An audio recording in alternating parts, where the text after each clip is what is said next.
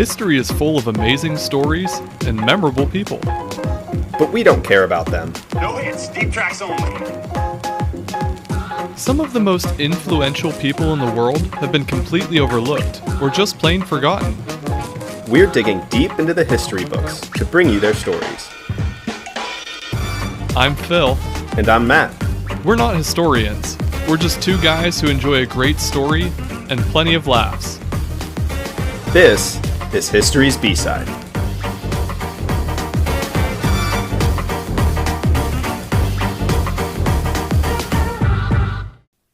Today's B-Sider is an escaped slave turned congressman. So I don't think I've had, in the entire time we've been recording, I don't think I've had so much trouble coming up with a way to introduce this episode.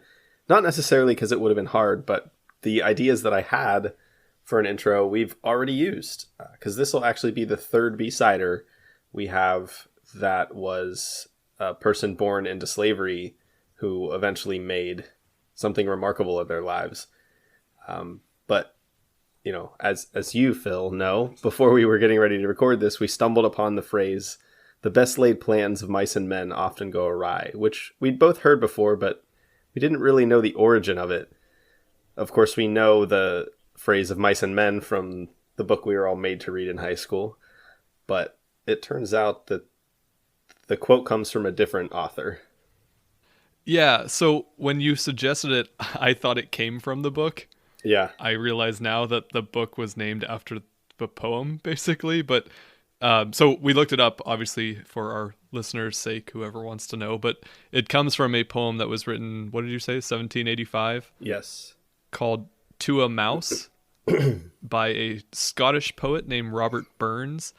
And the original text of the poem is like very old Scottish dialect, so it's not going to be exactly what we know of it. But basically, the whole point of this poem was that this Robert Burns was plowing his field and realized that he destroyed a mouse's nest that the mouse had worked very hard to build, and he just felt bad, so he wrote a poem to the mouse apologizing for having destroyed its nest. Which, I mean, that's clearly the point of it, though, is that, you know, you work hard for some things and you plan out how you expect things to work, and things don't always work the way you expect. So yeah, I mean, it's kind of exactly how we use that phrase, is just no matter how hard you try or how hard you plan or work for something, it's not always going to go the way that you expect it to. Was there ever a time where you planned for something to happen or laid plans that didn't go awry or happened exactly as you expected them to? I mean, I don't think there's anything as big as the plans that our B-Sider will have had that we'll talk about. But of course, there's things like little things. Everyone goes through kind of the same sort of, didn't necessarily expect to have the type of career that you have, or maybe live in the place that you live, or go to school where you go to school, things like that. For me, even just at my job, like, I plan events. That's part of my job. So they don't always end up the way I expect them to, or work out as well as I hope them to. Or even things like, you know, Reed and I are very big planners. So like when we take a big trip or something, we joked about talking about travel at the beginning of this episode, and we weren't going to, but I'm going to. Yeah. We try to plan out everything that we're doing just to make the most of our time, but we've had instances where we have, you know, legs of our trips that get canceled because issues with traveling. Like we got booted off a train that got delayed, or we have had flights that got canceled, and you just have to quickly adjust, because no matter how perfectly you plan things, sometimes stuff goes wrong. Yeah, I agree with that. Honestly, in thinking about my answer to this question, I feel like even stuff that happened to work out for the better or work out well, I didn't necessarily plan exactly as they happened. In fact, much like I think today's B-Sider, some of the most kind of serendipitous things in my life happened by accident, and it wasn't really until after the fact, when I was able to look back, I was able to kind of connect the dots and see how previous experiences had led to where I am now. And that, I think, is kind of true of today's topic. You know, one of his major feats was a successful attempt at escaping slavery, but a lot of the, I think, more nuanced and interesting parts of his story came from that experience, but I don't know were necessarily goals of his early on when he was planning to escape. I think the main goal was freedom. But of course, the big plan of his, did not go awry. No, it didn't. Probably the most daring and dangerous part of his life, he actually planned out very well and worked exactly to a T how he hoped it would. Yeah. I was going to say, this is the first time that we've had a topic that, like, we're both fairly knowledgeable on, because I had this on my list of episodes that I wanted to do, and I'm glad that you did it and you're picking it, because I stole it. But I'm glad because this is honestly one of my favorite people in American history. I just think his story is so cool. Yeah. And I'm not going to pretend that I'm an expert and I know his whole story, because, like, skimming through your notes before we started recording, I learned a lot. But, like, I'm familiar with his escape story, and it's such a cool, I don't know, just not a very well-known person from history, but he should be a bigger figure in, all of American history, but especially Black history in America. Like, he really is influential and beneficial to, the culture of America, particularly the South. And obviously we'll get a lot into that as this episode goes on, but I'm excited for it. I think this will be a really good episode. So yeah, hopefully we do him justice. I think we will. This is one of the longer pieces of research I've done. So I think we've got plenty of material to do him justice. Almost as much as the Champagne episode. Yes. Almost as much as the Champagne episode. And with that in mind, I think maybe we'll just dive right in. Usually we have much more sprawling intro topics, or intro conversations, but I think in the interest of a timely episode, maybe we'll jump right into his early life. So our B-sider today is Robert Smalls, and he was born in 1839 to Lydia Polite, an enslaved woman owned by Henry McKee. She gave birth to him in a cabin behind McKee's house at 511 Prince Street in Beaufort, South Carolina. And it's pretty likely that Robert's father was his mother's owner, Henry McKee. Okay, so I have a question for you, actually, and I don't know if you would have come up with this in your research, but I guess I didn't even think about it. His mother is Lydia Polite. Mm-hmm. We believe his father might have been the master Henry McKee. Where does Smalls come from? Do you know? I don't. There was nothing about that in the research. We don't. Yeah, I guess just no. dawned on me. Maybe there was another slave that they, charged with being his father or some kind of fatherly figure. I mean, that's the two explanations I can think of. That, I mean, I'm just speculating, but if it was Henry McKee's and he knew, it's likely that he wouldn't want to admit that he had a son in Robert Smalls. And so whether he just gave him the name out of the blue or got the name from another enslaved person, I don't really know. But if Henry McKee is to be assumed to be the father, I think that's a likely story, that he was just given a different name so people wouldn't make the connection. Though that kind of falls apart for me, because even though his mother grew up working in the fields, Robert was kind of favored over the other enslaved people. And this is one of the reasons people speculate that Henry McKee was his father, that leading to his being favored over the other slaves. But nonetheless, his mother actually worried that he might grow up not understanding the horrors of slavery and asked for him to be made to work in the fields and to witness whipping. Jeez, that's tough. Yeah, I mean, I get her point, though. Like, she wanted him to see the reality and not, I think, grow up soft in a very hard world. Mm-hmm. That's something that we will see stuck with him throughout his life, too. Yeah. When Robert was 12, at the request of his mother, Small's master sent him to Charleston to hire out as a laborer for $1 a week, with the rest of the wage being paid to his master. The young Robert first worked in a hotel, and then became a lamplighter on Charleston's streets. In his teen years, his love of the sea led him to find work on Charleston's docks and wharves. Smalls worked as a longshoreman, a rigger, a sailmaker, and eventually worked his way up to become a wheelman, more or less a helmsman, though slaves were not permitted that title. Do you know anything about these jobs? Like what the difference is between them? Yeah, so I mean, the first job, a longshoresman, is pretty much just a dock worker. He would load and unload vessels and, in general, maintain the dock. A rigger would be somebody who readies boats to be taken out, so he would have made sure the mast and the ropes and everything were tied correctly. A sailmaker is, I think, fairly straightforward. He just manufactured sails. And then the difference between a wheelman and a helmsman seems to be, at least from what I can gather, is that a helmsman both pilot the boat, both would steer the boat, but a helmsman would have a leadership role, where a wheelman would be purely taking orders and steering the boat, which is why he would have been considered a wheelman, not a helmsman, because slaves weren't permitted to be in the leadership role at that time. Right. But as a result of all of this, he came to be very knowledgeable about sailing and about Charleston Harbor, which would come into play later. At age 17, Robert Smalls married Hannah Jones, an enslaved hotel maid, in Charleston on December 24th, 1856.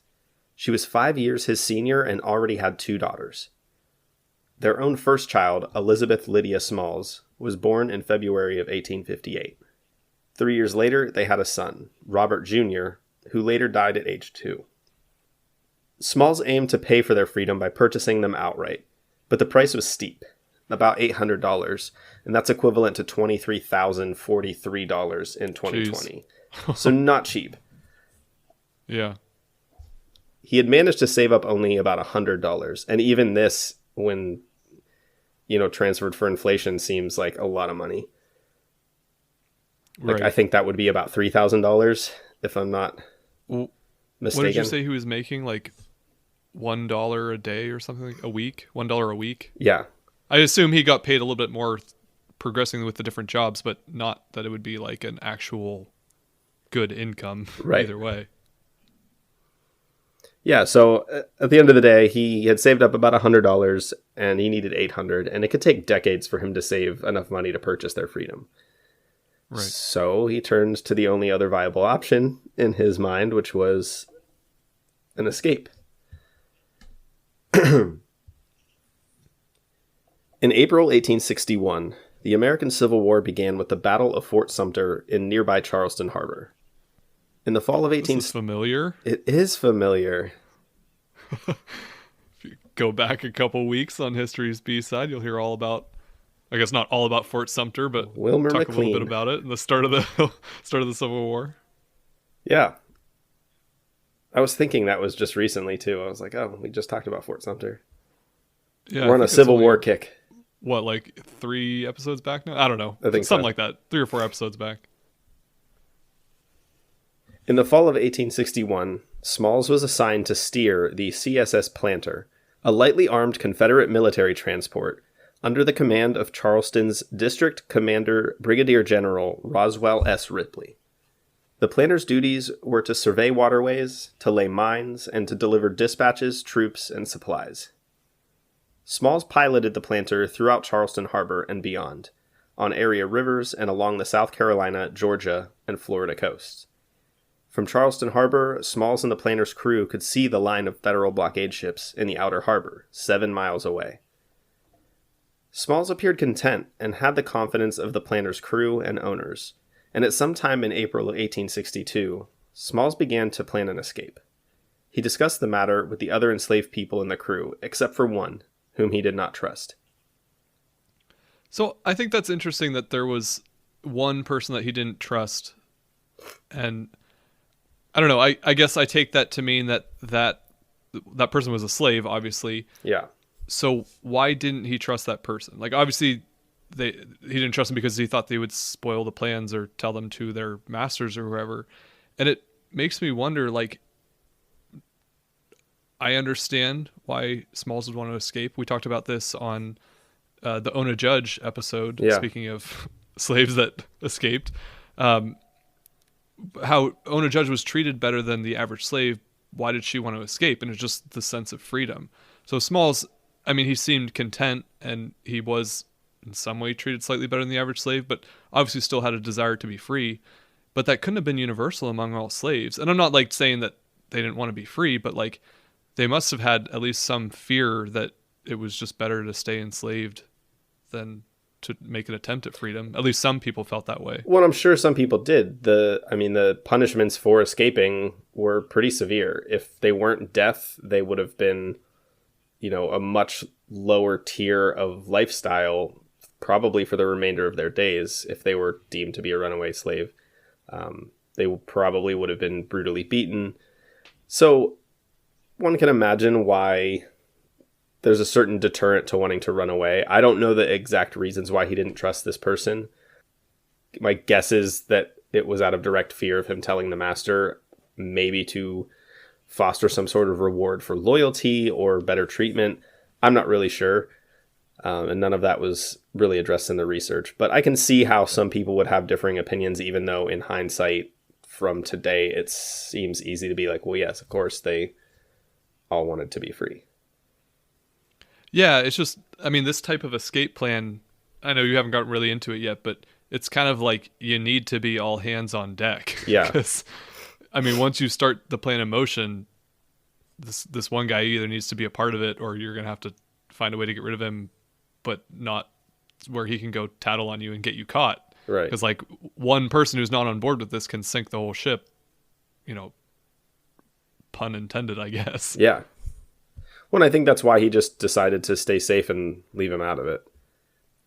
On May 12th, 1862, the planner traveled 10 miles southwest of Charleston to stop at Coles Island, a Confederate post on the Stono River that was being dismantled. There, the ship picked up 4 large guns to transport to a fort in Charleston harbor. Back in Charleston, the crew loaded 200 pounds of ammunition and 20 cord of firewood onto the planner. I've never heard the phrase 20 cord when referring to wood before, and that might be like, I don't know, naive of me, but I've heard it. I couldn't tell you what it is. So 1 cord is defined as 128 cubic feet of wood, which would be a pile of wood that measured 4 feet high, 8 feet long, and 4 feet deep. Just a fair amount of wood. I looked up a couple YouTube videos, and so this would have been 20 cord of firewood. 16 cord was enough to fill a tractor trailer. So So it's a lot of firewood. Make all our listeners know how manly you and I are. How many cord of wood did we split in my backyard last fall? Probably about a half cord. I'm gonna go with a half cord, maybe one and a half. Oh, you're being way more generous. I was gonna say between a quarter to a half. I guess you're right. I would have said a half to maybe 3/4. I'm being more generous, but 1.5 is extensive. This is neither here nor there. This might be the most random tangent. We gotta make ourselves seem manly, Matt. Sure, of course.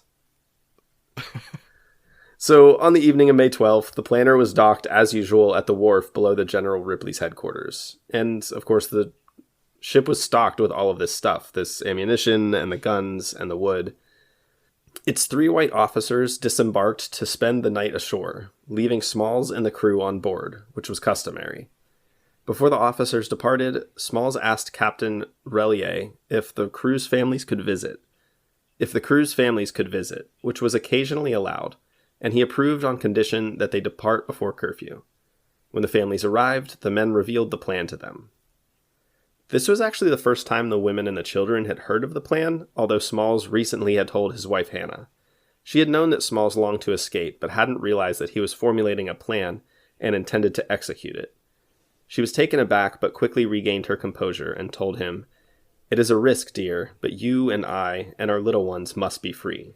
I will go, for where you die, I will die." The other women, however, were less steadfast. They cried and screamed when they learned what they had stumbled into, and the men struggled to quiet them.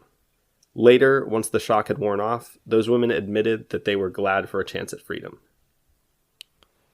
First of all, his wife is a true ride or die. Like Yeah. She didn't know that he had a plan going, but she had his back from the start.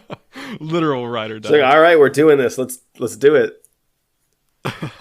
But, this kind of circles back to what we were talking about earlier. Like, these women didn't really have a choice in it. Right. the men, for the most part, had planned to make this attempt at freedom, and it was like, you're coming along with us, better not spoil our plans. So Yeah. We're either all gonna make it or we're all gonna die.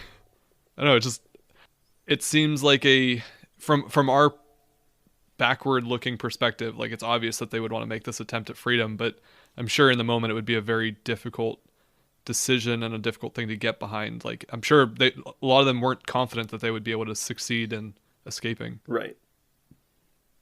Well, and think of where they are too. They're in Charleston, which is like a mainstay, fortified city belonging to the Confederacy. So, We said in our Civil War episode, it was the center of the Confederacy. Yeah.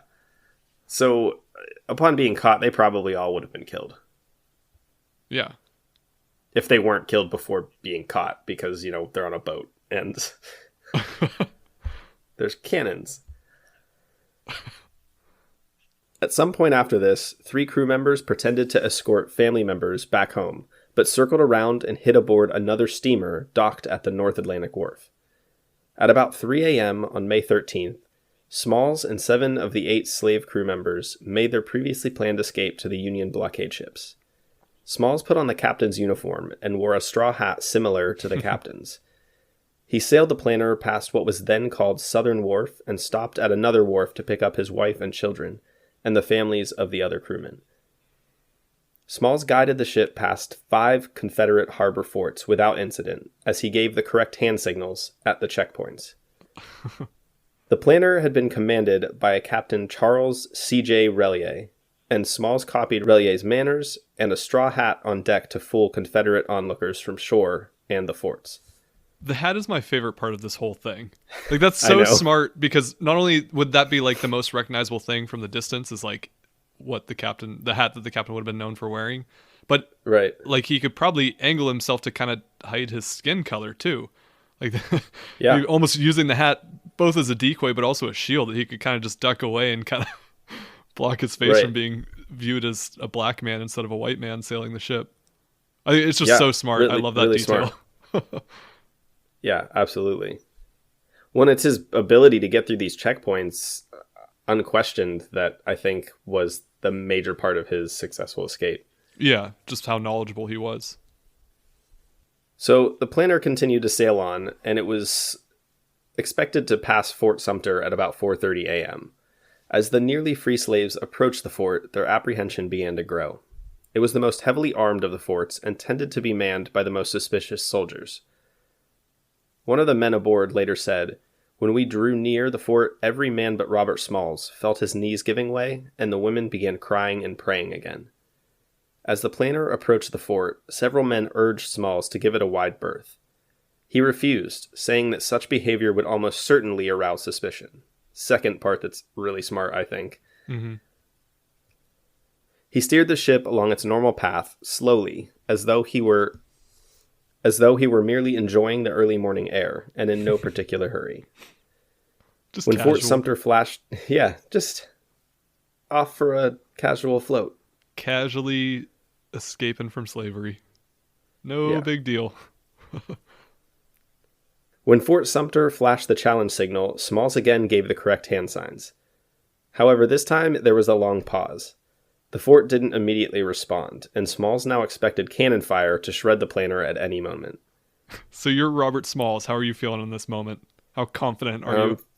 Feeling shit running down my leg, probably. I don't know. If I thought I was going to get blown up by cannons, I'd be like, oh man, here it goes.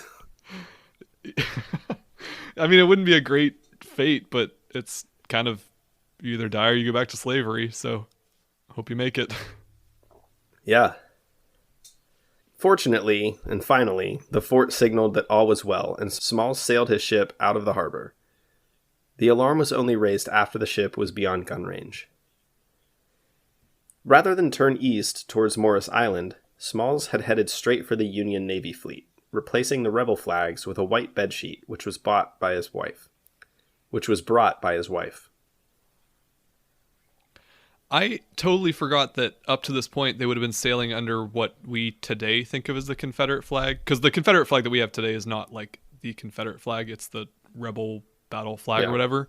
But that would have been the flag that was sailing on the ship that he's commandeering here. So I propose that we reappropriate the Confederate flag to be a symbol of Robert Small's great escape. You go for that. I hope that works out well for you. I don't know that it's going to catch on, and I'm not certainly going to be using it. Yeah, anytime I think you're just soon, going to end up... I think that's a much better way to view the Confederate flag than how it's typically portrayed. I mean, it's certainly a better meaning, but I think in displaying it, most would just assume you were going for the that's not going to go original well. meaning. No. I'm doing it in celebration of an escaped slave. Don't worry. You guys got to listen to this podcast. It's a great podcast. They explain the whole thing.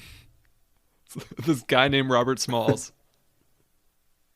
So, as he sails the planter towards the U.S. fleet, eventually he was spotted by the USS Onward, which was about to fire until a crewman spotted the white flag. In the dark, the sheet was difficult to see, but the sunrise arrived, which allowed its viewing. According to a witness account, just as No. 3 port gun was being elevated, someone cried out, "I see something that looks like a white flag." And true enough, there was something flying on the steamer that would have been white by the application of soap and water, which I love. As she neared us, we looked in vain for the face of a white man. When they discovered that we would not fire on them, there was a rush of contrabands out on her deck, some dancing, some singing, whistling, jumping, and others stood looking towards Fort Sumter and muttering all sorts of maledictions against it. As the steamer came near, and under the stern of the Onward, one of the colored men stepped forward and, taking off his hat, shouted, "Good morning, sir. I've brought you some of the old United States guns, sir." That man was Robert Smalls. I love the image of them like turning around and cursing Fort Sumter. Right? The Onward's captain, John Frederick Nichols, boarded the planter, and Smalls asked for a United States flag to display. He surrendered the planter and its cargo to the United States Navy. Smalls' escape plan had succeeded. Woo! Success. We made it. But we're just getting started with the story. The planner and description of Smalls' actions were forwarded by Lieutenant Nichols to his commander, Captain E.G. Parrott. In addition to its own light guns, Planner carried the 4 loose artillery pieces from Coles Island and the 200 pounds of ammunition. Most valuable, however, were the captain's code book containing the Confederate signals and a map of the mines and torpedoes that had been laid in Charleston's harbor. Small's own extensive knowledge of the Charleston region's waterways and military configurations proved highly valuable. Parrott again forwarded the planner to Flag Officer DuPont at Port Royal, describing Smalls as very intelligent. Smalls gave detailed information about Charleston's defenses to DuPont, commander of the blockading fleet. So because he's worked on this Confederate vessel that was commissioned to lay mines and deliver, supplies and troops to different Confederate points, he's got a pretty decent knowledge of not only the layout of the mines and the Confederate forts, but also the movement and the amount of troops in the region. So, working on one of these ships would have been a good way to gather intel. Yeah, for sure. In fact, federal officers were surprised to learn from Smalls that, contrary to their calculations, only a few thousand troops remained to protect the area, the rest having been sent to Tennessee and Virginia. They also learned that the Coles Island fortifications on Charleston's southern flank were being abandoned and were without protection. This intelligence allowed Union forces to capture Coles Island and its string of batteries without a fight on May 20th, a week after Smalls' escape. The Union would hold the Stono Inlet as a base for the remaining 3 years of the war. DuPont was impressed and wrote the following to the Navy Secretary in Washington. Quote, "Robert, the intelligent slave and pilot of the boat, who performed this bold feat so skillfully, informed me of the capture of the Sumter gun, presuming it would be a matter of interest. He is superior to any who have come into our lines, intelligent as many of them have been." I love that this escape was more than just freedom for the ones on the ship. Like, they also turned over all these Confederate resources, and he had a ton of inside knowledge that kind of led to some turning points in the Civil War. Like, by extension, like, he saved more than just the people that were on the ship, but probably a good number of slaves by aiding the Union Army. Yeah, absolutely. And not only did he help those he had freed on the ship and himself and his family, as well as delivering these guns, but he also kind of inadvertently helped himself, which was kind of what I talked about at the beginning of the episode, where his knowledge of the harbor and his time working aboard the Confederate vessel would turn into a lot of experience, which would later be used not only here as counterintelligence, but also throughout the war, where he ended up serving in the United States Navy. But first, we're going to take a short break.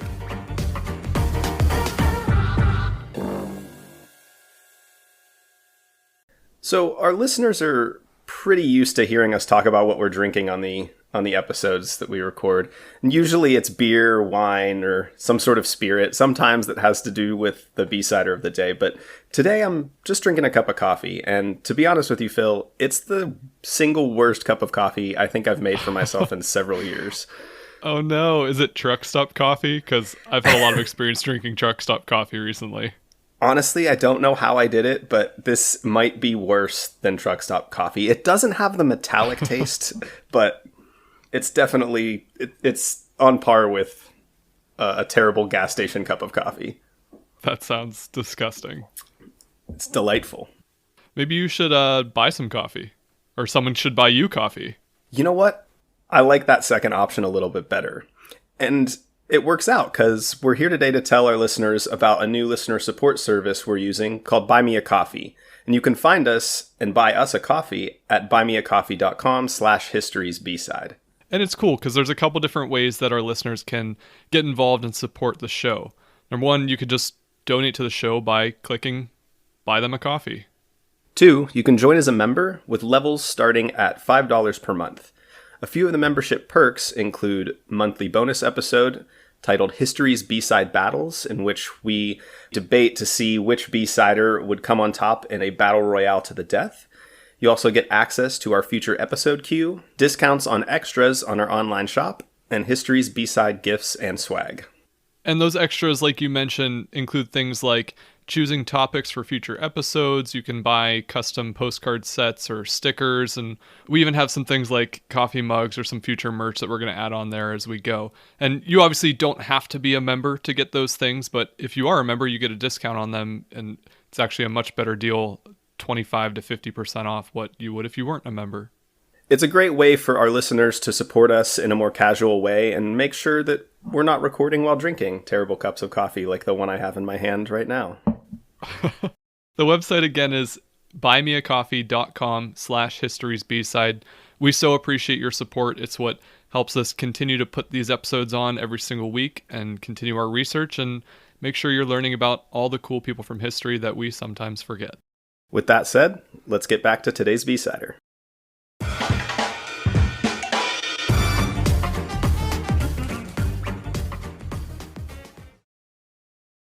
All right, welcome back.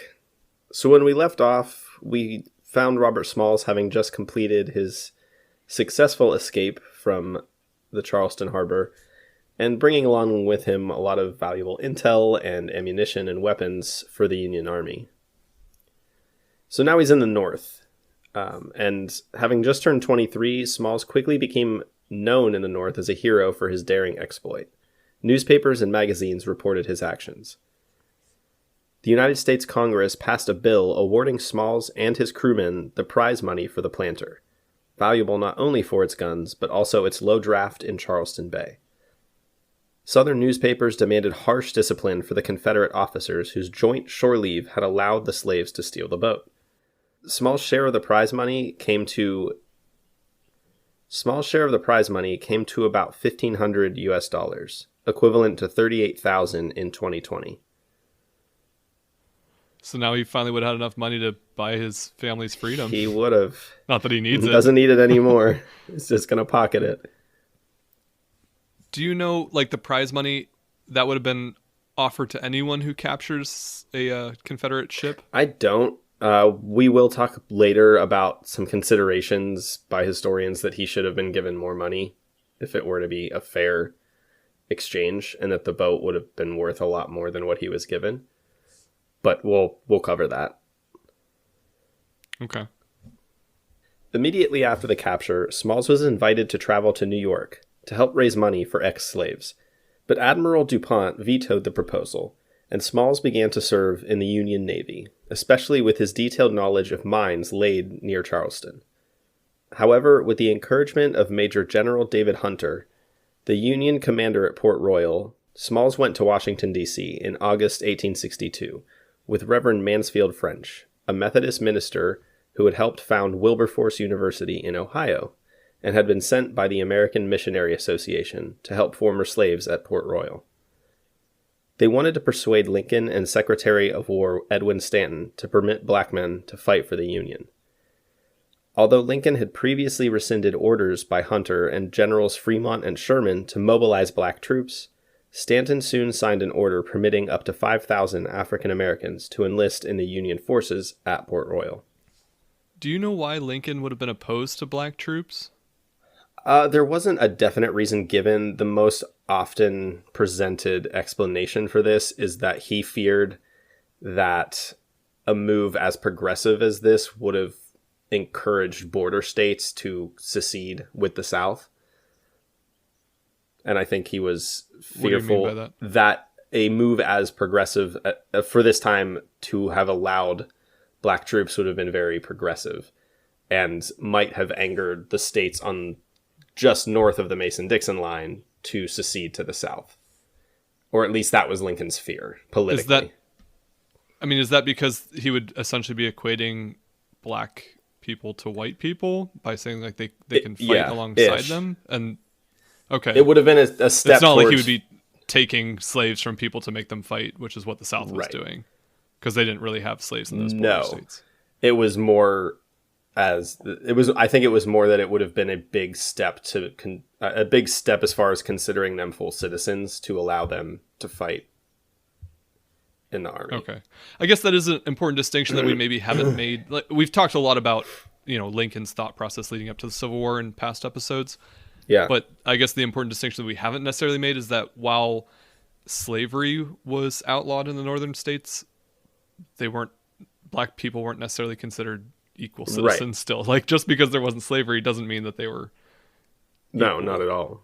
Or treated equally. So, yeah, I understand that, like, not wanting to have them fight alongside maybe, but, I mean, even when they were put into battle, they still were in entirely black units. Like, it wasn't like you had black man fighting alongside white man.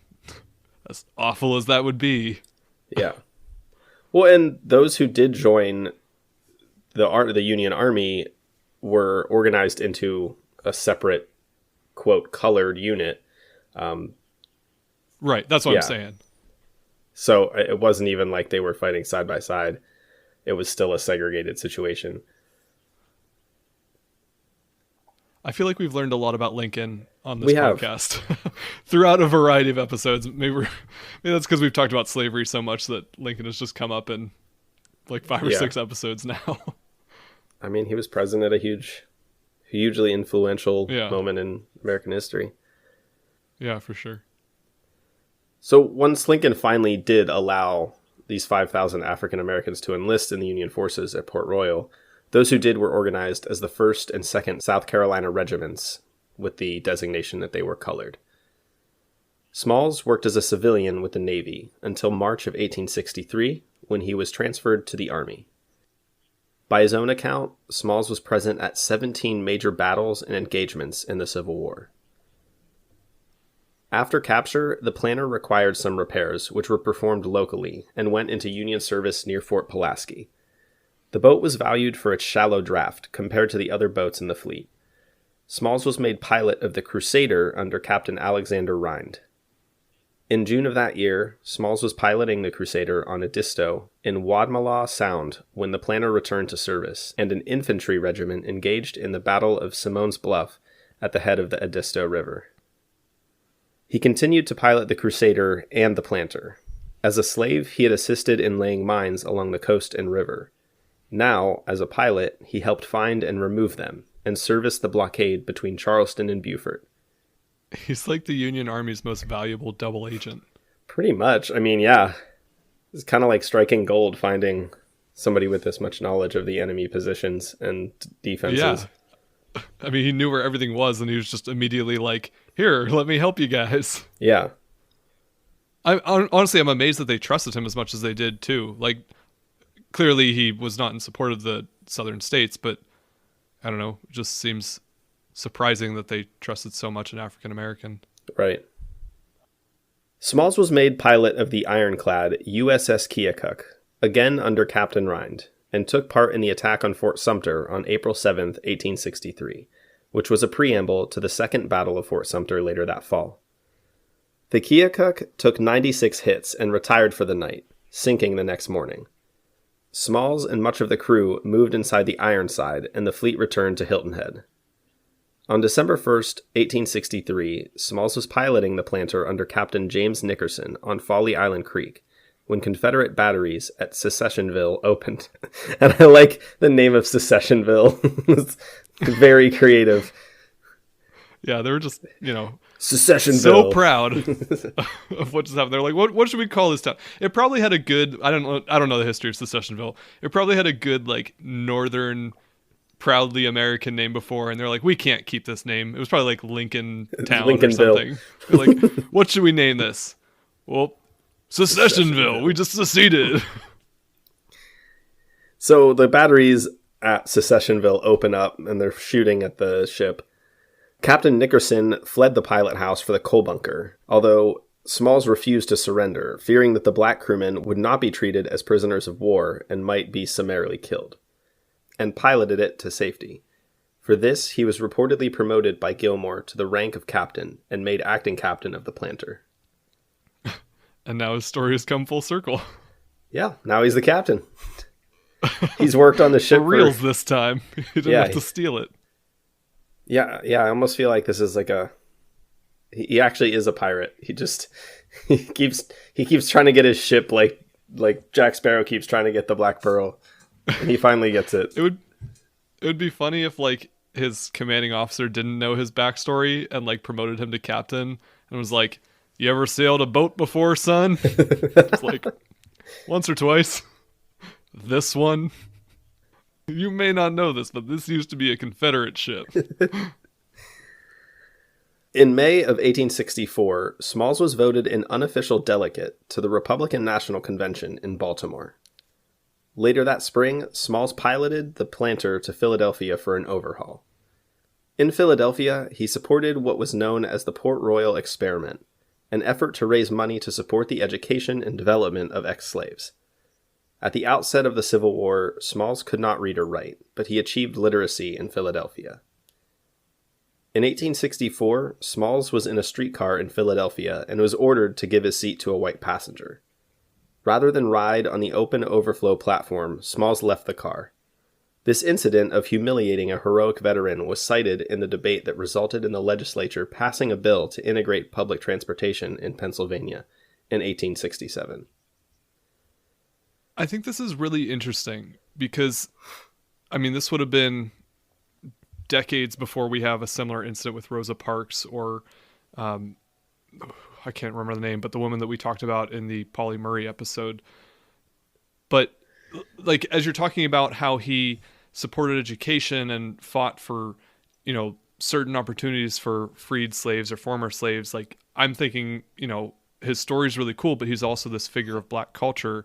Right. Probably not as much as he should be, but he's also an American war hero. Like he literally is a Civil War veteran who fought for the Union and like pretty successfully and did a lot for the Union Army.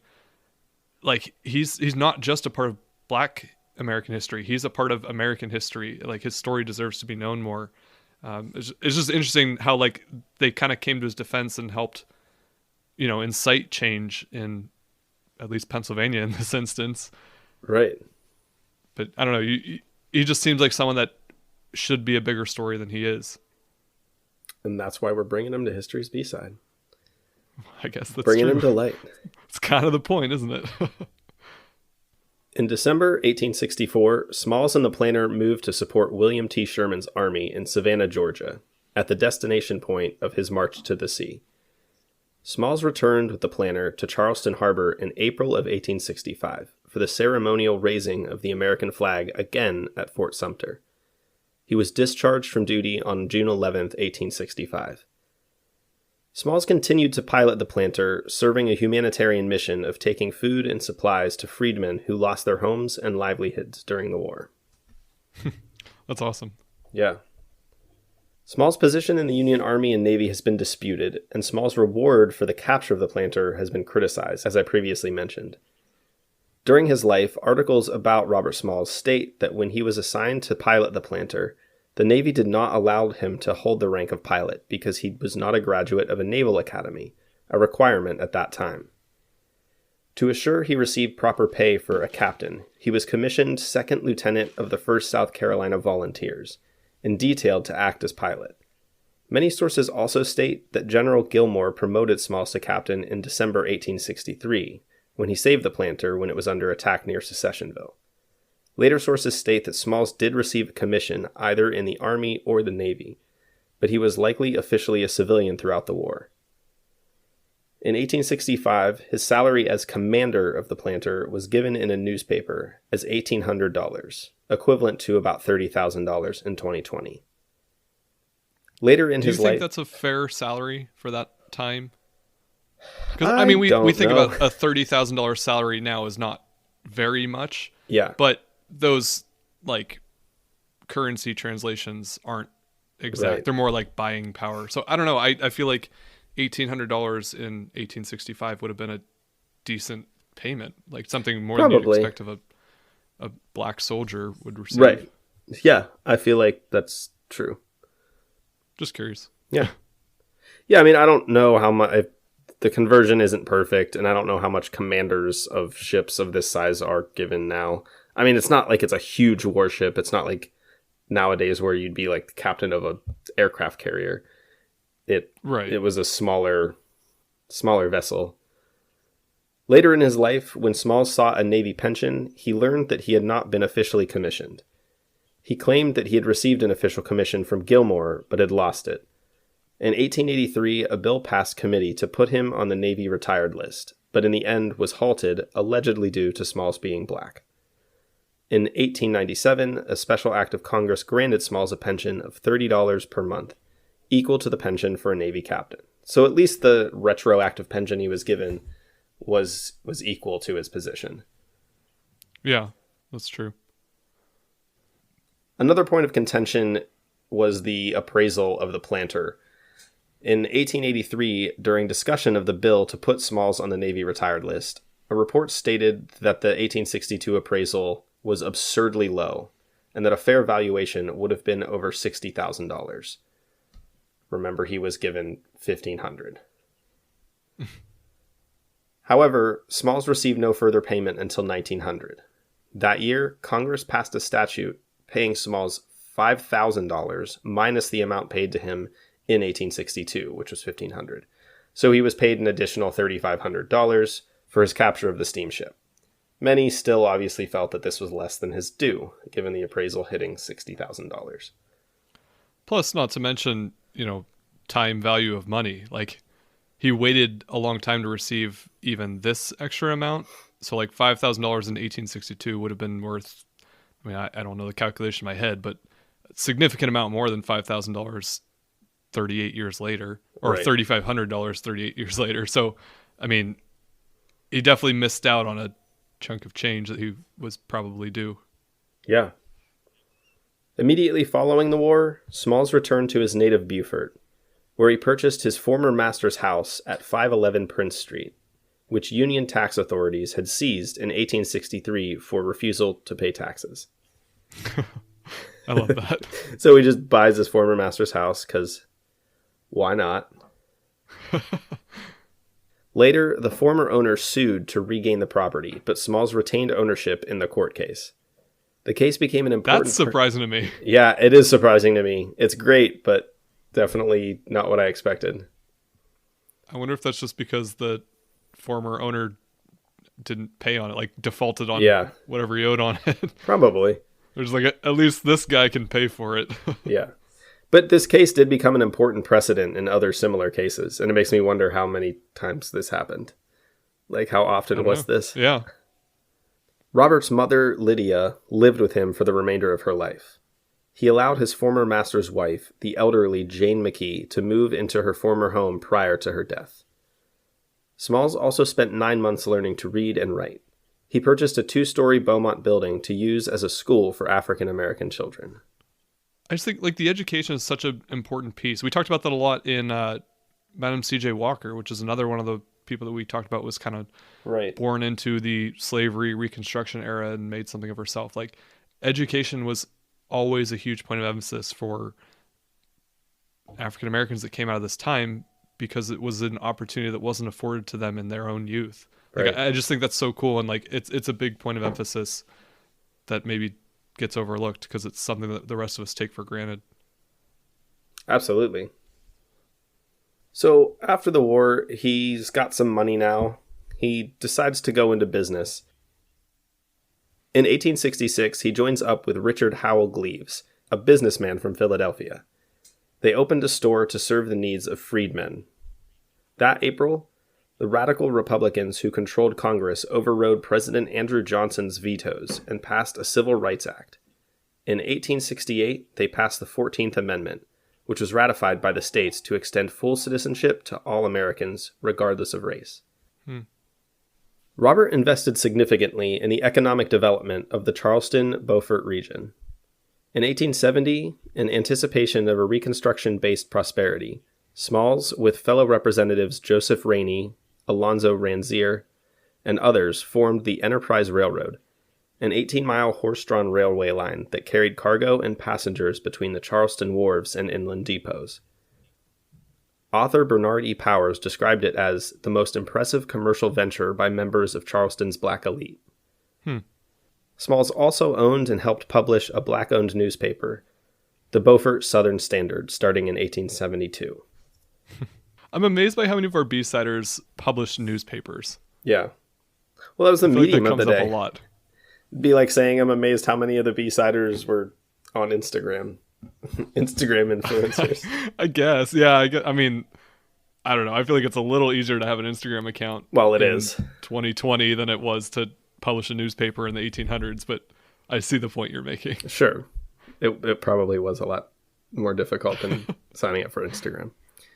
But there probably were a lot of newspapers, not like Yeah. how we view them today, where you might have one in a city and Right. most cities don't even have one anymore. Exactly. So most of the rest of his life would be spent in the political world. You know, he served some time in the military, he started some successful businesses, and that, in addition to his wartime fame and his fluency with the Gullah dialect, gave him an avenue for political advancement. What is the Gullah dialect? So it's basically the Gullah people are a group of black people that lived in the lowlands in Georgia and North and South Carolina and Florida. Oh. So it was a specific regional cultural group of people that had their own dialect called Gullah. And he was fluent in it because of his mother. That was where she had come from. Was it a different language than English, or was it just like a variation of English? It's kind of like Creole. Like okay, where that's kind of where my mind went when you were Yeah. saying like a regional group. Yeah. It is a form of, or at least informed by English, but there's very specific dialectual differences that make it quite a bit different. I mean, it would be something that you and I might be able to understand if we heard someone talking, but Right. they would easily recognize that we are not from that area, I guess. Is that kind of how I'm understanding it? Yeah, exactly. Which I think this is part of the reason why he was able to be elected in South Carolina, of all states. Right. Spoiler alert, he returns to South Carolina. So Smalls was a loyal Republican, which at the time dominated the northern states and passed laws that granted protections for African Americans, whereas the Democrats, who dominated the South, opposed these measures. After the Civil War, Republicans passed laws that granted protections for African Americans and advanced social justice. Again, Democrats largely opposed these initiatives. On August 22, 1912, Smalls wrote to U.S. Senator Newt Nelson, "I never lose sight of the fact that had it not been for the Republican Party, I never would have been an office holder of any kind, from 1862 to the present. In words that became famous, he described his party as the Party of Lincoln, which unshackled the necks of 4 million human beings. He wrote this line on September 12th, 1912, in a letter expressing his anxiety over the looming presidential election. He concluded that letter, "I ask that every colored man in the North who has a vote to cast would cast that vote for the regular Republican Party, and thus bury the Democratic Party so deep that there will not be seen even a bubble coming up from the spot where the burial took place." What a difference, I mean, to the political landscape of today. That I mean, what percentage of African Americans vote Republican anymore? And at the time, every single African American who was able to vote was voting Republican, just because that's where the two parties lied at that time. Yeah. And clearly did not agree on the same policy.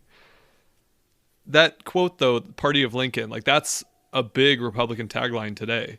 Is that attributed to Smalls, or is this just something that people say? I think a little bit of both. I assume that the average Republican does not know that that line comes from Robert Smalls. Does the Republican Party recognize that it comes from Robert Smalls, or do they just call themselves the Party of Lincoln because it's catchy and they like Abraham Lincoln? I don't know that they would recognize that. Even Republican congressmen would know or recognize where that phrase came from. And I don't even know for sure that it came directly from him. I mean, this is a long time ago before exact records were kept. And I think it's likely he was one of the first people to say it, or said it often enough that it became mainstay. But at this point, I would say it's more of a generic statement, given that most people don't. I'm sure it is today. I guess that was more my question. Is he known as the first person to have called the Republican Party the Party of Lincoln? Or maybe that was just a common refrain at the time and he was echoing that. Yeah. I don't know for a fact if he was the first person to use that phrase. I think it would be really cool if he was, and I think we should just say that he was. And anytime we hear a Republican using that phrase, we say, "Do you know where that came from?" Yeah, right. Because that would be interesting to me. So he started off, of course, in state politics in South Carolina, where Smalls was a delegate at the 1868 South Carolina Constitutional Convention, where he was a part of the effort to make free, compulsory schooling available to all South Carolina children. He also served as a delegate at several Republican national conventions, and participated in the South Carolina Republican state conventions. In 1868, Smalls was elected to the South Carolina House of Representatives. He was very effective and introduced the Homestead Act and introduced and worked to pass the Civil Rights Bill. In 1870, Jonathan Jasper Wright was elected judge of the South Carolina Supreme Court, and Smalls was elected to fill his unexpired time in the Senate. He continued in the Senate, winning the 1872 election against W.J. Whipper. In the Senate, he was considered a very good speaker and debater. He was on the Finance Committee and chairman of the Public Printing Committee. And remember that he taught himself to read and write. I just get the sense that he's just really smart, just naturally really, really smart. Oh, for sure. Because I think that comes through in even his plans for the escape and knowing the hand signals and remembering where all the mines were planted and everything. He clearly was bright, and that obviously translated into all the different roles that he filled throughout his lifetime. Yeah, I mean, absolutely. I think he would have had to have a great deal of intelligence to pull all of this off. Mm-hmm. In 1874, Smalls was elected to the United States House of Representatives, where he served 2 terms, from 1875 to 1879. From 1882 to 1883, he represented South Carolina's 5th Congressional District in the House. The state legislature gerrymandered district boundaries, thereby including Beaufort and other heavily black coastal areas in South Carolina's 7th Congressional District, and providing other nearby districts substantial white majorities. Smalls was elected from the 7th District and served from 1884 to 1887. He was a member of the 44th, 45th, 47th, 48th, and 49th U.S. Congress. In 1875, he opposed the transfer of troops out of the South, fearing the effect of such a move on the safety of blacks in the South. During consideration of a bill to reduce and restructure the United States Army, Smalls introduced an amendment that, quote, Hereafter, in the enlistment of men in the army, no distinction whatsoever shall be made on account of race or color. However, this amendment was not considered by Congress. He was actually the last Republican elected from the 5th District until 2010, when Mick Mulvaney took office. Do you know why that would be? Is it like, knowing the landscape of politics now, is it still like a very black area since... I don't think so. I mean, I would imagine not. It probably still has black citizens to a fair degree, but given the difference in the Republican Party now versus then, I don't think Mick Mulvaney got his position by counting on the black vote. Let's just say that.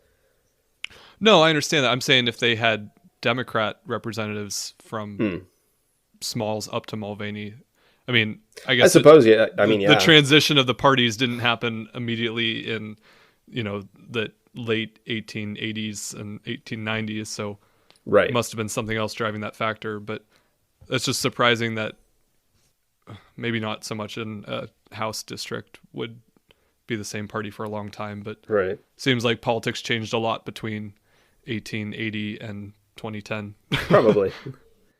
Well, and the other thing to consider is that this is still kind of mid-industrial revolution. So my guess is that over time, the African-American population that lived in these more rural lands, some of them at least, migrated to industrial cities and thus out of that district. But that's a little bit more speculation on my part than any direct fact. Right. And good old gerrymandering. Yeah. Robert was the second longest serving African-American member of Congress, behind his contemporary Joseph Rainey, until the mid-20th century. After the Compromise of 1877, the U.S. government withdrew its remaining forces from South Carolina and other southern states. Conservative Southern Bourbon Democrats, who called themselves the Redeemers, had resorted to violence and election fraud to regain control of the state legislature.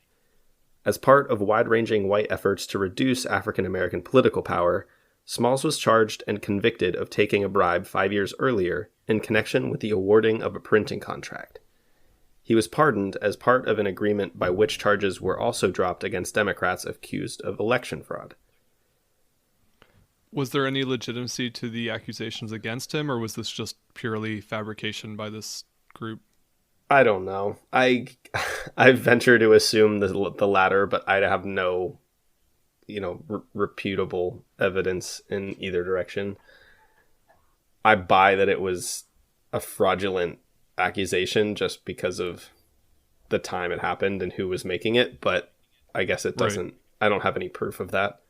However, the scandal took a political toll, and he was defeated by Democrat George D. Tillman in 1878. And again narrowly in 1880. He successfully contested the 1880 result and regained the seat in 1882.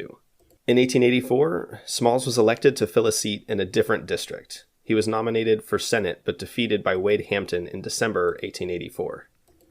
During this period in Congress, he supported racial integration legislation, supported a pension for the widow of his former Major General David Hunter, and advised South Carolina blacks to refrain from emigrating to the North and Midwest. In 1890, he was appointed by President Benjamin Harrison as collector of the Port of Beaufort, a position he held until 1913 except during Democrat Grover Cleveland's second term. Smalls was active into the 20th century. He was the leading colored delegate to the 1895 South Carolina Constitutional Convention. Together with 5 other black politicians, he strongly opposed the dominant Democratic white delegates, as they implacably wrote disenfranchisement of the state's black citizens into the proposed constitution. Seeking to publicize this blatantly discriminatory exercise of raw, racist power, they wrote an article for the New York World. Outnumbered as they were, their valiant opposition came to naught, and the new constitution was adopted, as were similar state constitutions across the South. For many decades, these documents survived legal challenges that reached the United States Supreme Court, resulting in both the exclusion of African Americans from political participation and the crippling of the Republican Party throughout the region. In the late 1890s, he began to suffer from diabetes. He turned down an offer of a colonelcy of a black regiment in the Spanish-American War and an appointment to the position of minister to Liberia. Though Smalls was not officially involved with politics on the local level, he had some influence. In 1913, in one of his final actions as community leader, he played an important role in stopping a lynching mob from killing 2 black suspects in the murder of a white man. He pressured the mayor, saying that blacks he had sent throughout the city would burn the town down if the mob was not stopped. The mayor and sheriff stopped the mob. That's what you call fighting fire with fire. I'm surprised that he was able to get away with that, though. Yeah. Like, he must have been very respected by the mayor and the sheriff to for that to even work. Like, I feel like if he, as a black man, threatened the town leadership, like, they would probably just kill him or lynch him. Right. Well, considering what happened in Tulsa in 1929, like... Right. Woof. Well, that's what I'm saying. Like, they must have had a lot of respect for him to be like, listen, you need to put a stop to this, and them to listen to him. Right. Because I feel like almost any other black man that would have went up and said, if you don't listen to me, that they will burn down the town, they would have gone after him too. Right.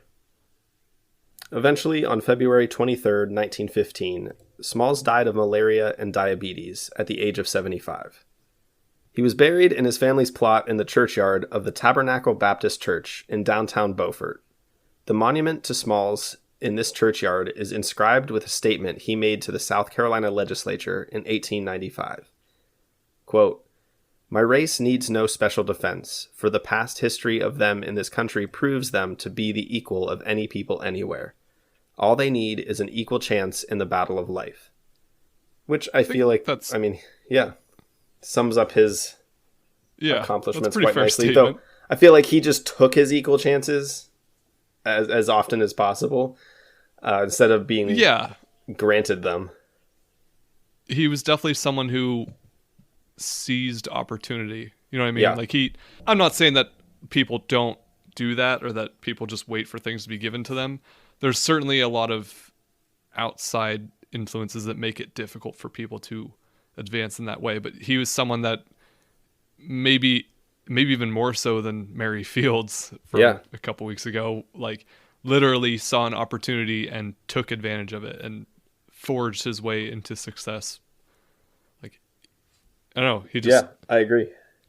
He definitely made something of himself and used that opportunity to make opportunities for other people. He, I think, is the epitome of seeing opportunities in everything and using his past opportunities as sort of like springboards. Mm-hmm.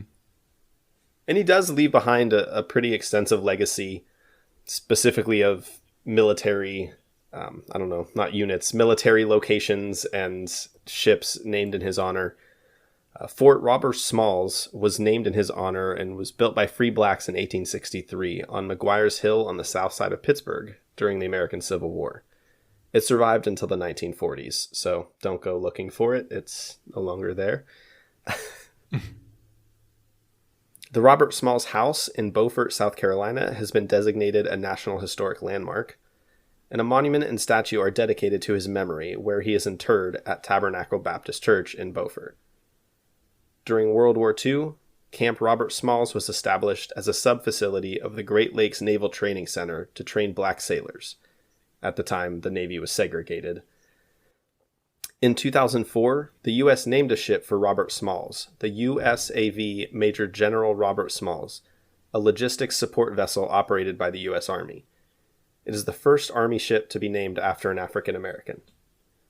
Oh, wow. I'm surprised that took until 2004. Yeah, I know.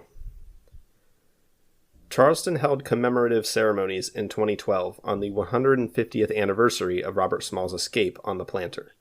A statue of Robert Smalls is in the U.S. National Museum of African American History and Culture.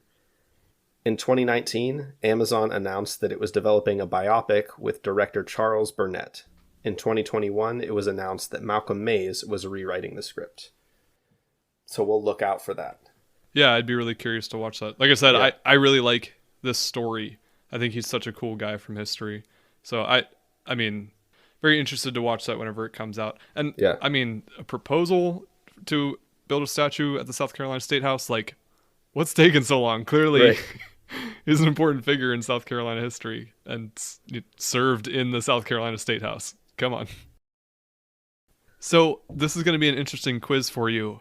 I'm dreading it. Yeah, I don't know how you're going to do because you took all the Civil War questions a couple weeks ago. I know.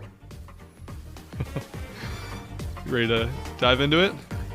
Yeah, let's get to it. All right, we'll be right back.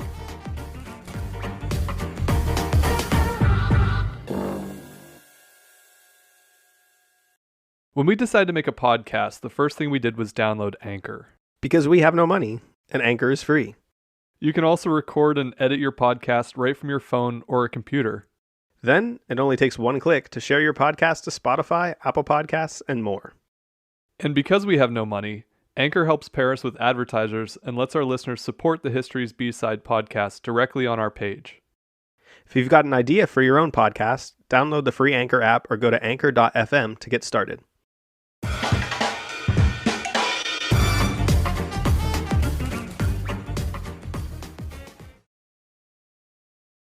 All right, welcome to today's quiz section of this Robert Smalls History's B-Side episode. We like to end every episode with just a short 3-question quiz to kind of test today's host, see how much he studied his topic and the things surrounding his topic, just to make sure we're doing diligent research over here. And maybe you, the listener, is following along. Maybe you've heard the story or you just know a lot about this point in history that you can kind of answer some of these as we go on. I'm going to be honest. This is a very difficult quiz. I don't think that I would have gotten any of them right myself. But, I mean, it's kind of what we talk about on some of our episodes. It's just that, like, when there's not a overarching theme, it's hard to, like, pick certain moments. So these all connect to Robert Smalls, but it's not, like, questions about the Civil War or questions about Congress at the time or whatever, you know what I mean? Because I don't think you would know necessarily a whole lot about that, but we'll see. They do all connect to Robert Smalls in one way or another. Just warning you that it's going to be difficult. Great. I can't wait. So for some reason, as I mentioned, like I was fairly familiar with this topic, but for some reason I always thought that he was the first African-American to serve in Congress, which is not the case. So when I looked that up, actually, a man that you mentioned in this episode, Joseph Rainey, was the first African-American to serve in the U.S. House of Representatives. And he was also, like Smalls, a former slave. But he was freed when his father purchased their freedom. So Rainey, though, wasn't... He was the first African-American in the House of Representatives, but he wasn't the first African-American to serve in Congress in total. So in either House of Congress. Do you know who was the first African-American to serve in either chamber as a member of the U.S. Congress? Absolutely not. I have no idea. So it was a man named Hiram Rhodes Revels, who was actually born free in North Carolina. And he lived and worked in Ohio, but was actually elected to the U.S. Senate to represent Mississippi in 1870. He was only in the Senate briefly. I believe he finished out a term, so he was only there for 2 years, maybe slightly less than 2 years. Yeah. But Joseph Rainey was actually elected to the House, I think it was only 6 or 8 months later. So they both started their terms about 1870. All right, question number 2. You mentioned the Enterprise Railroad, which was one of Robert Smalls' business ventures, was a horse-drawn rail car. As far as I can tell, there are only 3 horse-drawn rail cars that remain in the United States still operating. I was going to ask you to name the cities that they're in, but 2 of them are fairly small cities that I haven't really heard of. One of them is a large city. So I'll tell you that those 3 rail cars are in 2 states. Can you name either of the states that still have an operating horse-drawn rail car? And one of these is not the one Small setup. Not the Enterprise Railroad, no. Okay. I don't know why, but I'm going to guess Ohio for one of them. Oh, not Ohio. Dang.